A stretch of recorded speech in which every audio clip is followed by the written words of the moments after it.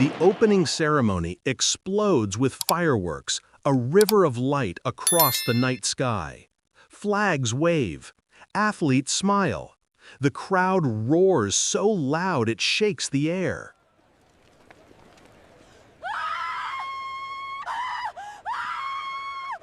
Then, a scream cuts through the noise, sharper than glass, rawer than fire. The camera doesn't find the flame towers or the dancers. It finds a man in the stands tearing into the throat of the woman beside him. Blood sprays across her white shirt, and for the first time in Olympic history, the world goes silent.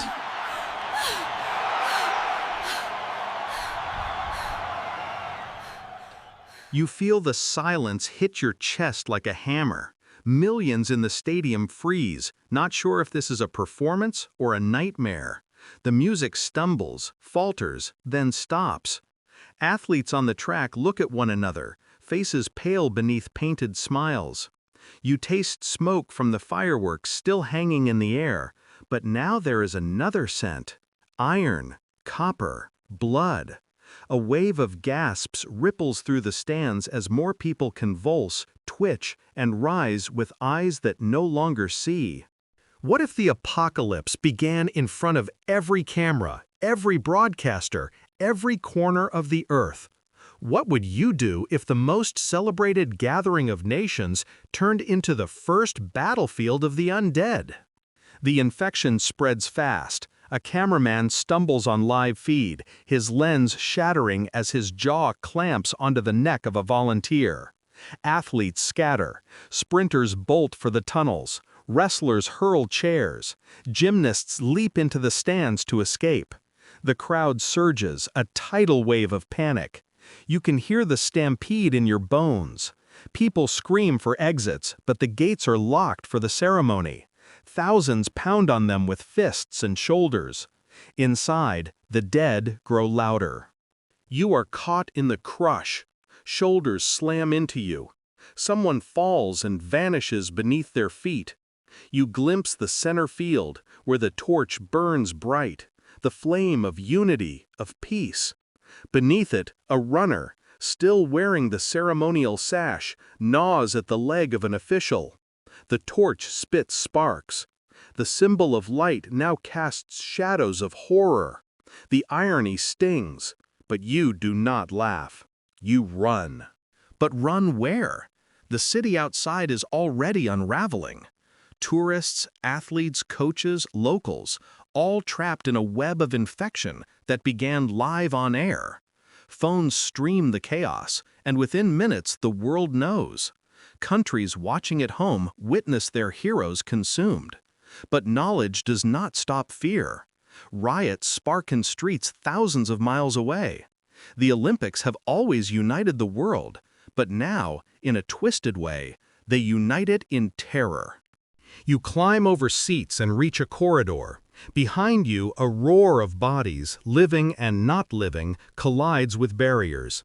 Ahead, the hall flickers with emergency lights.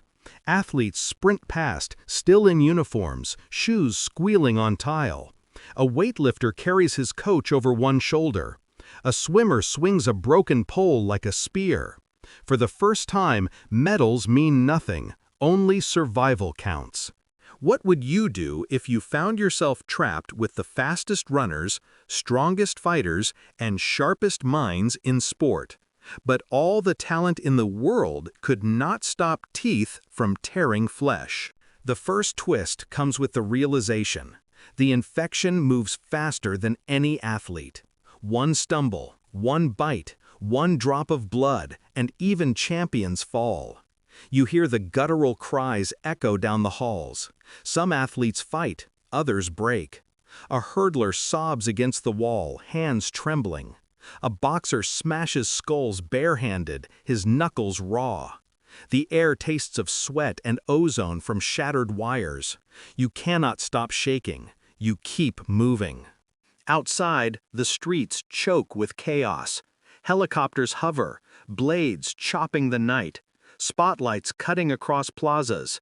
Thousands try to flee. Some throw themselves into fountains, hoping water will protect them. Others crash cars into barriers.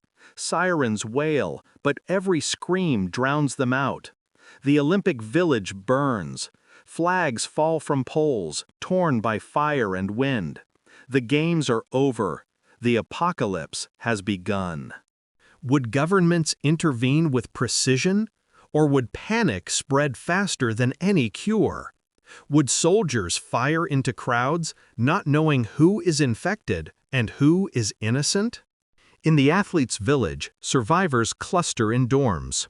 You hear whispers in dozens of languages. Plans collide. The fencer wants barricades. The marathoner insists on fleeing into the hills. The wrestler demands weapons. Arguments rise, but the moans outside silence them. Hunger grows. Food runs low. And every hour, new screams pierce the night as another group is lost. You learn the phrase that becomes your only rhythm. Trust no one. Trust no one. Trust no one. But how long can you follow that rhythm before loneliness kills you faster than the undead? A revelation spreads. Some of the strongest are already infected, but hiding it.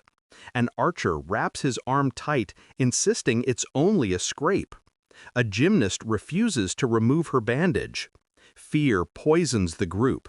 The fencer points his sword at his own teammate. The village, once designed for unity, dissolves into suspicion. You watch friendships crack like glass under weight. And then, the twist you did not expect. The infection leaps beyond the city. Planes grounded too late. A volunteer fled before lockdown. Within days, athletes return home as carriers. The apocalypse spreads with the speed of global travel. Brazil, Japan, South Africa, Canada. Each reports the same. Stadiums, airports, subways. The virus rides the Olympic flame across the globe. The same fire that once promised peace now lights the path to ruin. Would the world regret ever gathering? Or would humanity cling to the idea that even in ruin, connection mattered? Weeks pass. The Olympics are ash. Stadiums become strongholds. Tracks become trenches. Pools fill with red instead of water. Survivors scavenge medals, not for glory, but for metal to sharpen into weapons. Once, these arenas celebrated the limits of human potential. Now they test the limits of human cruelty. You feel it each night, the weight of what was lost. The torch still burns in the main stadium, flickering stubbornly against the smoke. Do you dare to hope? Do you dare to imagine a future beyond the screams? You stand on the rooftop of the Olympic Village. The city is silent below, dotted with fires. The wind tastes of ash.